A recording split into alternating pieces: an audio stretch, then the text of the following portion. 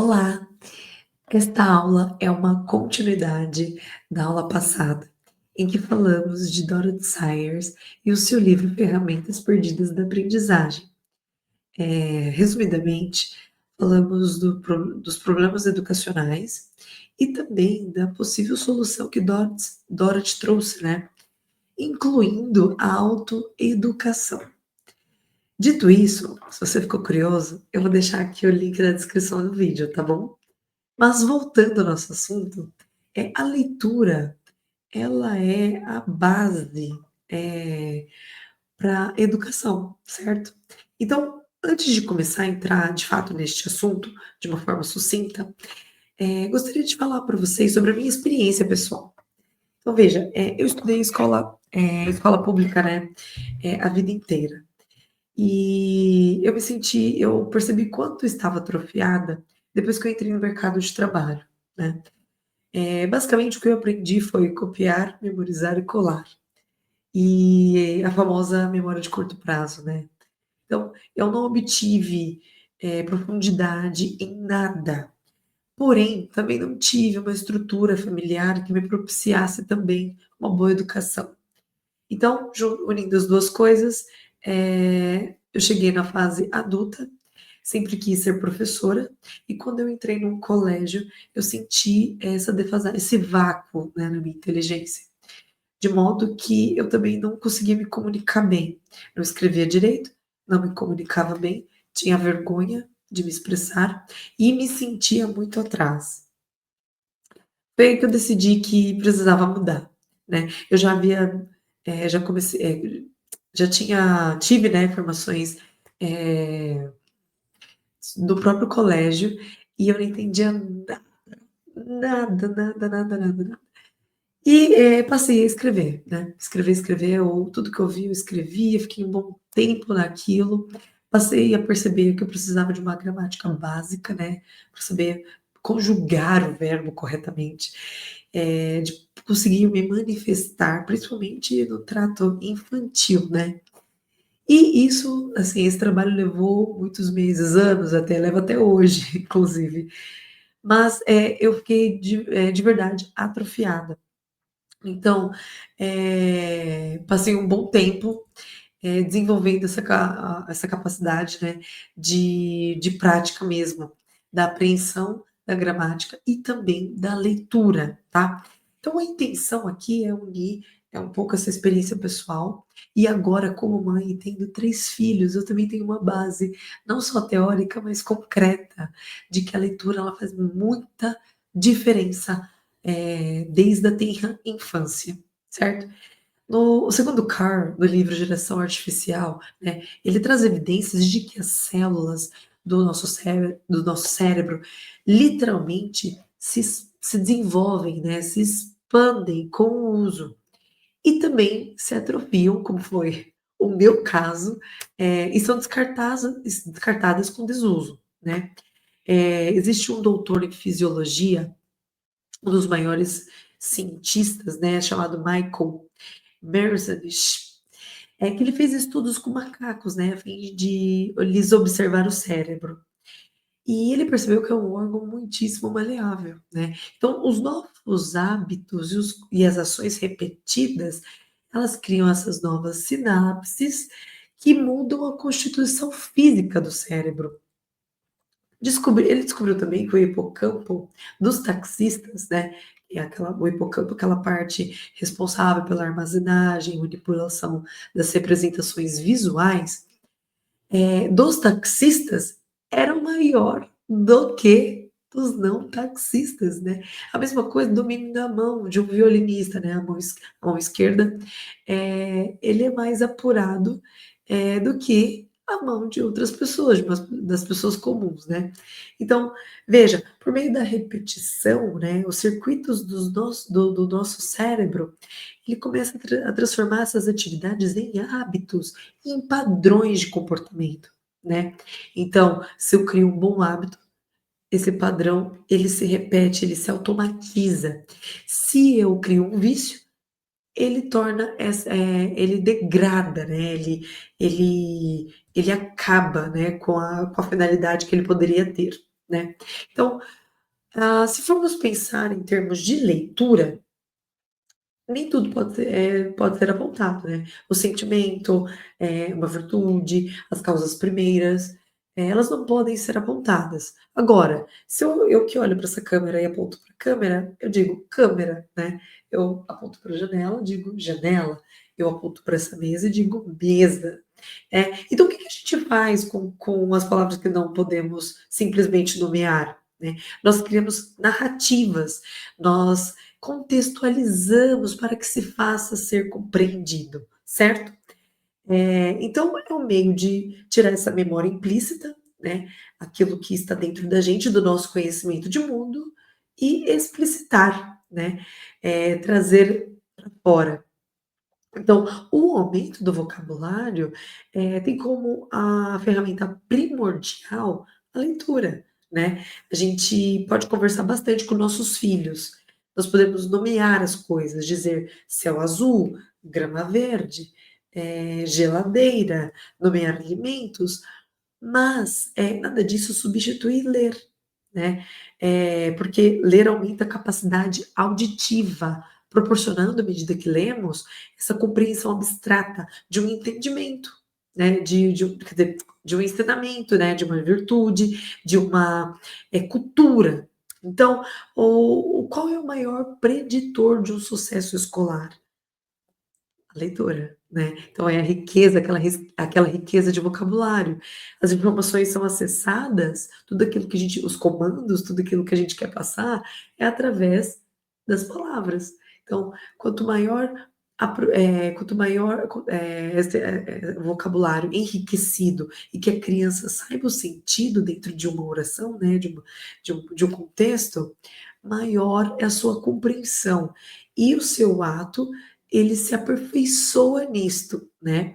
Então, tem um estudo da França que mostra que existem 8 vezes mais palavras no livro do que no cotidiano, né. Então se a gente não lê e não lê para criança, a as crianças terão apenas as palavras do cotidiano, e nós também.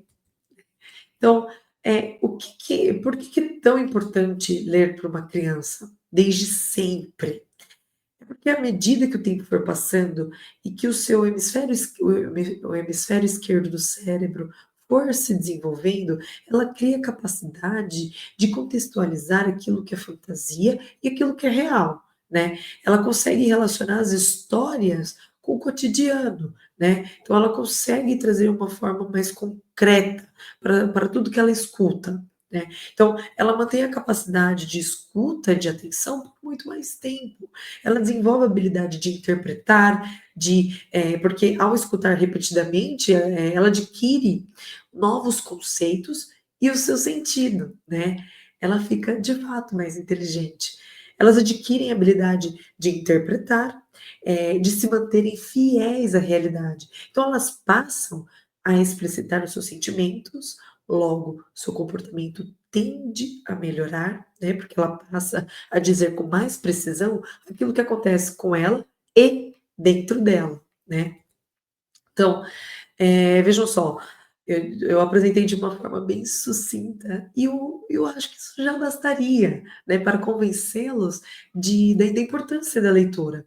Mas não é só isso, né, a leitura ela tem um quê a mais, e esse quê a mais é aquele tempo de qualidade, né, porque ela cria o vínculo, tanto com o professor e os seus alunos, quanto com os pais e seus filhos, né. Através da leitura, a gente cria essa abertura para alguns pontos, e aí eu vim apresentar para vocês 4 pontos. Primeiro ponto, tratar algo.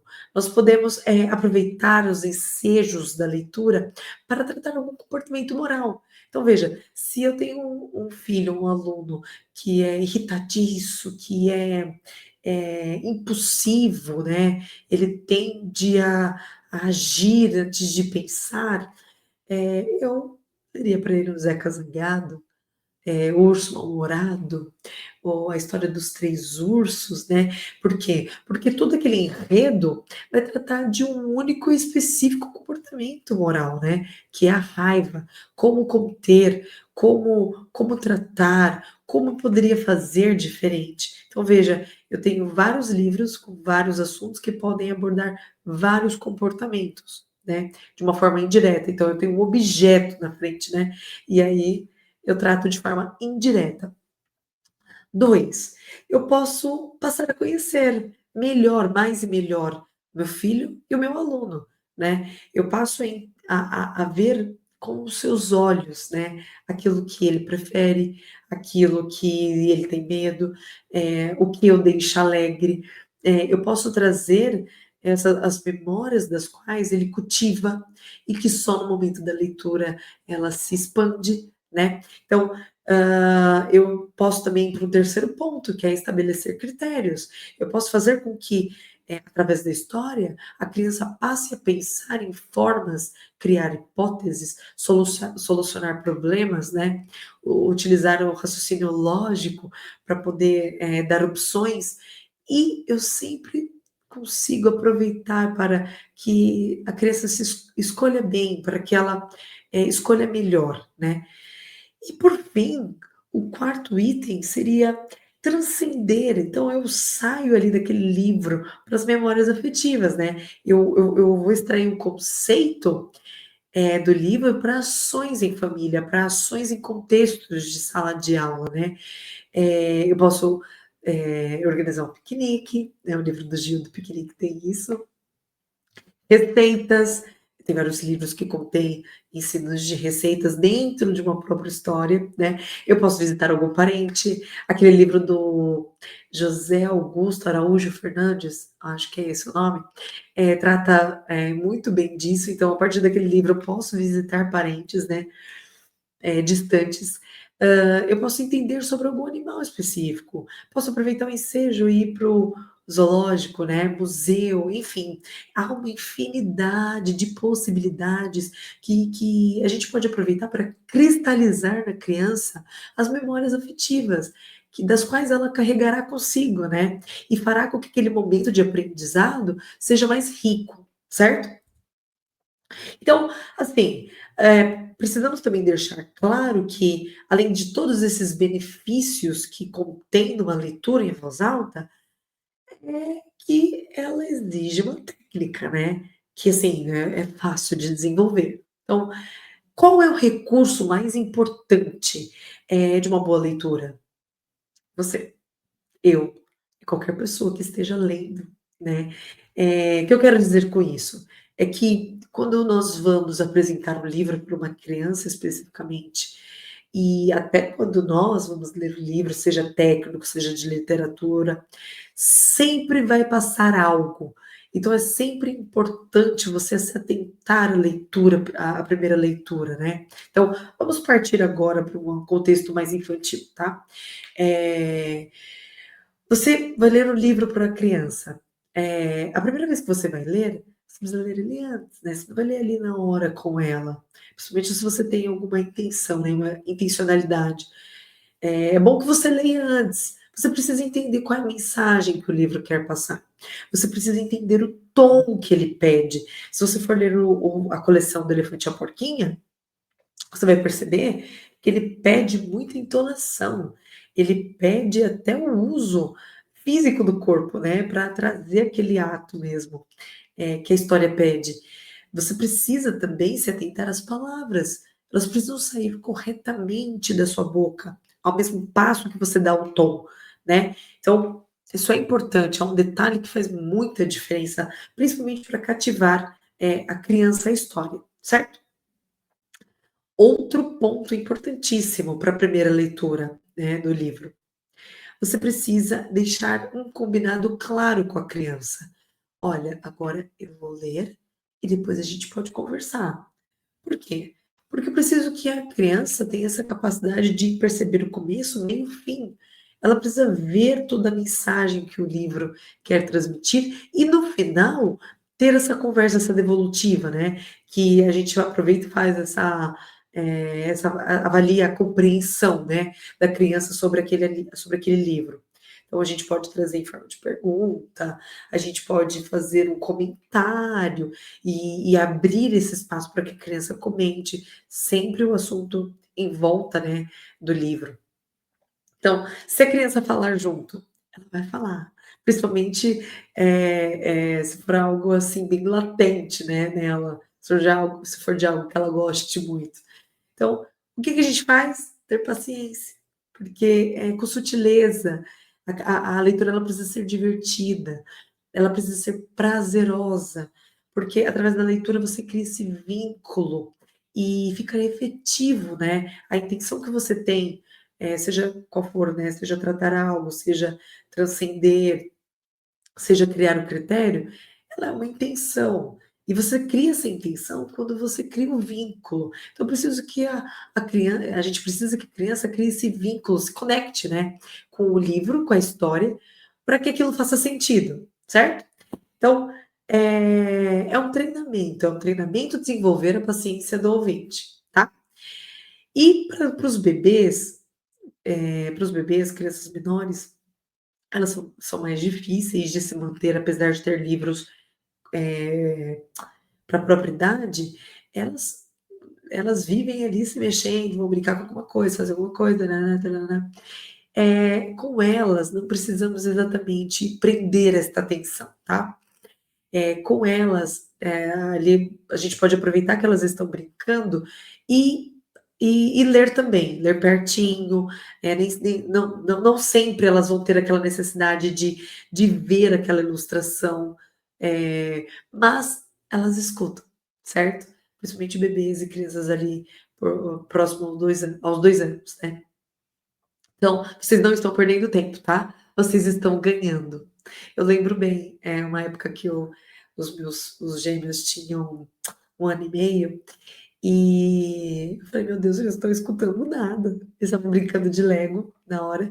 Eu falei: "Meu Deus, eles não estão escutando nada". E era um livro curtíssimo.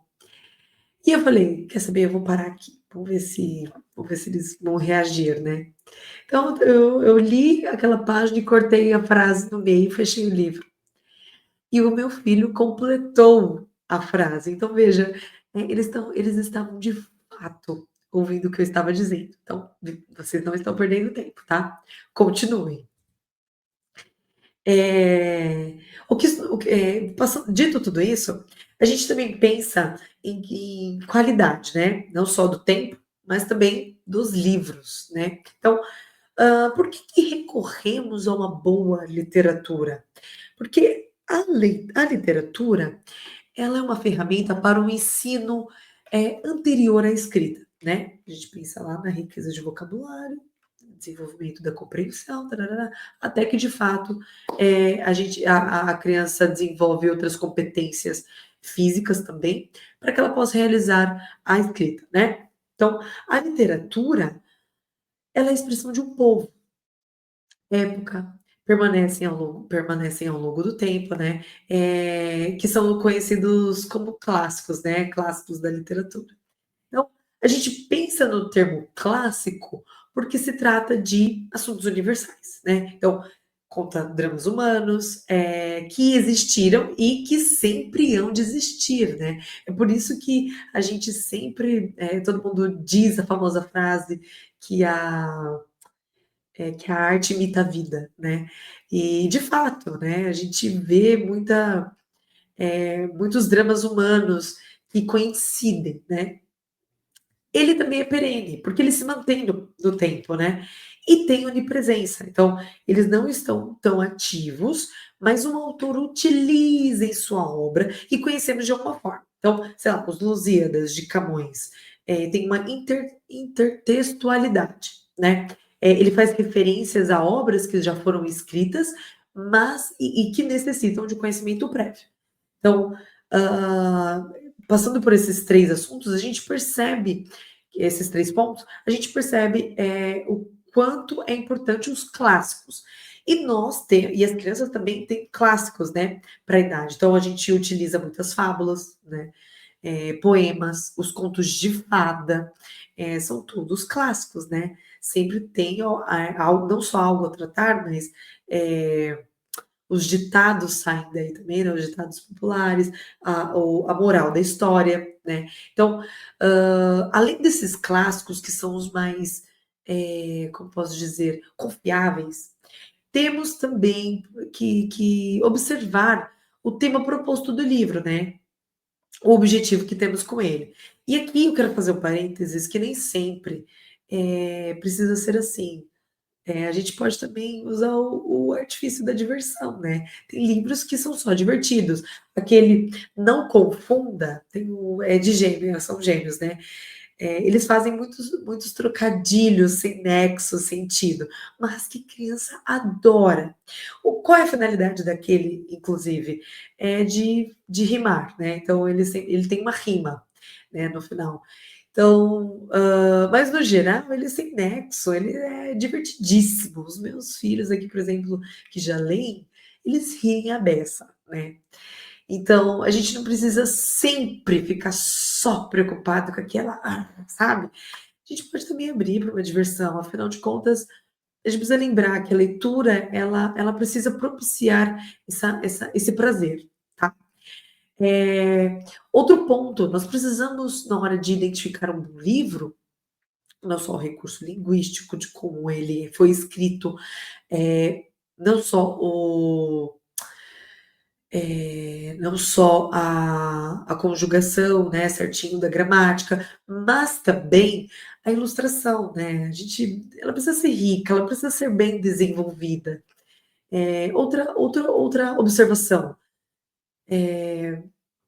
ela precisa condizer com a história do livro, né, ela precisa trazer, propriedades reais, né.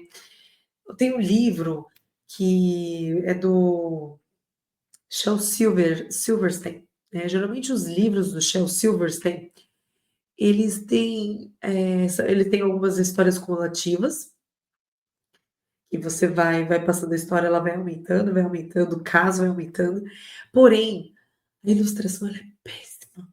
Meu filho hoje até pediu para pintar, "deixa eu pintar mãe", tá, né. Então assim, péssima. A gente precisa perceber que, quando tratamos de criança, principalmente crianças da primeira infância, tudo que passa por ela, tudo que vem para elas, né, para o seu conhecimento de mundo, vem através do sentido.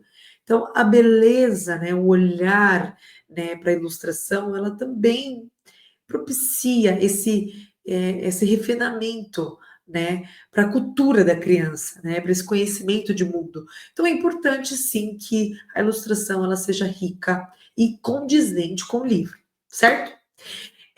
O que eu colocaria aqui de extra, não para a escolha de livro, mas para a execução, né, da leitura do livro. Que a casa, que a sala de aula tenha o cantinho de leitura, que seja longe de TV, que seja longe de rádio, que seja longe de tablet, de celular, porque não combina. TV e leitura não combina, tá. Se você colocar uma TV para criança, a criança vai ficar na TV, seja ela qual for, tá. Então, longe, né, eu ainda colocaria uma decoraçãozinha, um tapetinho ali de EVA, um tapetinho, se for casa, um tapetinho ali, legal da família, deixaria uma estante de livros arrumadinho ali para o rodízio, que inclusive a gente chega lá, mas um cantinho de leitura faz, ou um hábito de um lugar exclusivo para leitura, né, às vezes você prefere ler antes de dormir, poxa, então o quarto ali da criança é interessante, né, você criar esse hábito, esse momento personalizado, né, de leitura. Então, aqui em casa, eu gostaria até de deixa aqui nos comentários, se vocês querem ver os cantinhos, eu tenho aqui mais de um cantinho de leitura dentro de casa, porque eu gosto que esteja à vista. Então, tá um pouco espalhado. E aí eu vou mudando conforme o tempo. Mas se você quiser, eu faço um vídeo, tá? Então, deixa aqui nos comentários. E eu como qual é a pergunta, assim, que fica final, inclusive? Eh, Quanto tempo, né, eu indicaria começar 10 minutos por dia. Você poderia até, fazer o seguinte na questão de desenvolver o hábito. Você poderia pegar o livro e dividi-lo em páginas durante a semana.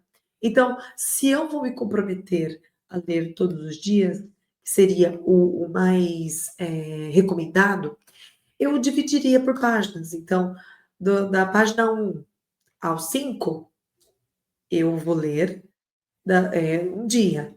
Terça-feira, vou ler da página 6 à página 10, sabe? E até acabar o livro. Nessa, você deixa aquele gostinho de querer mais. Você pode parar no ápice, né, depois voltar.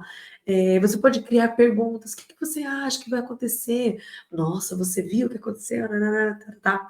Então, você pode aproveitar e incutir neste meio a leitura dialogada. Você pode conversar com a criança, aproveitar, né? Claro, se não for a primeira vez que você for ler o livro, certo? Você pode dividir, né? E também criar essa expectativa e também fazer perguntas. Nessa, você pode ver o que a criança está achando do livro, ou o que a criança faria se fosse com ela. Assim, é divertidíssimo. Tem um leque gigantesco e tudo isso, gente, com um livro só, sabe?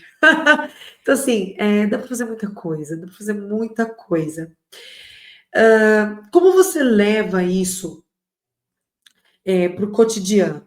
Então, veja, se eu não tenho hábito de leitura, meus filhos também não, trabalho o dia inteiro, e esperava muito que fosse só na escola, e percebi que dentro de casa vai fazer muito sentido. Eu começaria assim, que foi o meu caso. Na verdade, eu sempre aproveitei a leitura para as crianças, desde quando estavam na barriga, então eu li ali bem pouquinho, mas fez muito mais sentido quando elas nasceram, certo? Então depois de um tempo ali, lendo, ali por volta de 1 ano e meio, que eu comecei a aumentar de fato, né, a participação deles, todos os dias eu lia 10 minutos, livros apropriados para a idade, curtos, tá? Inclusive para essa idade, Eric Carle, maravilhoso. Mas eu também quero vir em outro vídeo para mostrar algumas recomendações próprias para a idade, tá? Então, deixaria aqueles 10 minutinhos, 10 minutos é o suficiente. Começaria assim. Ou um livro por dia, né? Começaria assim. Ou meu cantinho, para que a criança possa pegar, desapeguem. O livro vai precisar ir para o pronto-socorro. Então, desapeguem. Tem aquela fita larga e faça bom uso. Deixa lá uns 2, 3, 4. Um estoque, né? E não se preocupe, né? Faz parte do tato, lembra? 5 sentidos? Então, faz parte do tato, que ela pegue, que ela manuseie, que ela olhe sozinha depois, né? E aí nós entramos no rodízio, né? Eu posso deixar 4 livros ali expostos para a criança. Posso deixar até outros, aqueles de capa dura, que só fala de cores, que só fala de números, né. Mas histórias mesmo, eu posso deixar 4, né, deixar ali na minha estantezinha de livro, ou na minha caixa de sapato personalizada, enfim, o que for melhor para a família, tá. Mas é importante que eu tenha, que eu faça esse giro de livros, né. Então, eu poderia ter um livro só de poema, poderia ter um livro só de fábulas, poderia ter um livro cumulativo, poderia ter um livro só de história rimada, poderia ter um livro comum, que é esse que eu citei agora, né? Só de números, só de florzinhas, né, etc. Mais divertidos. Então, faria esse rodízio também. E ficaria ali com ele mais ou menos uns 15 dias, até que eu troque e surja de novo essa curiosidade, né? Eu acho que isso. Fica aqui um adendo importantíssimo. Você precisa se lembrar de que a criança ela está mais preocupada em como você diz do que o que você diz propriamente. Então, por favor, preste atenção, assim, sempre na boa pronúncia, sempre no tom de voz, o volume, a clareza, as palavras inteiras, né? Eu não posso começar a falar, e o tatu? E o tatu? Que foi, nã-nã-nã-nã, certo? Então, manter, né, essas palavras inteiras para que a criança, né, absorva, certo? Respeitando sempre a disposição gramatical, né, para que ela cumpra de fato o fim desejado. Eu espero que você tenha gostado deste vídeo e nós nos vemos na próxima aula, tá bom? Abraços.